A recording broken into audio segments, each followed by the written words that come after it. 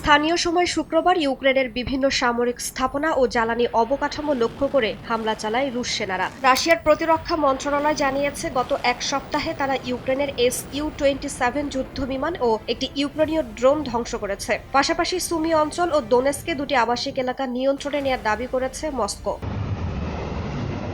ইউক্রেনের সেনাবাহিনী রুশ সেনাদের সঙ্গে একদিনে ১.৫ শতাধিক সংঘর্ষের কথা জানিয়েছে। রাশিয়ার আক্রমণ প্রতিহতের পাশাপাশি সামরিক সরঞ্জাম ধ্বংসের দাবি করেছে কিয়েভ।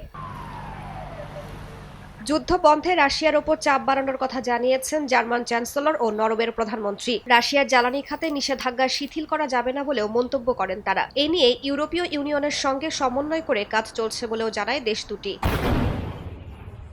এদিকে রাশিয়ার ব্রিয়ানস্ক শহরের একটি আধুনিক সামরিক কারখানা ইউক্রেনের লক্ষ্যবস্তুতে পরিণত হয়। গত ২৫ ফেব্রুয়ারি ইউক্রেনীয় ড্রোন হামলায় একটি রাসায়নিক কারখানাও ক্ষতিগ্রস্ত হয়। এরপরই গুরুত্বপূর্ণ অবকাঠামো রক্ষায় রুশ নিরাপত্তা পরিষদের সঙ্গে আলোচনা করেন প্রেসিডেন্ট ভ্লাদিমির পুতিন।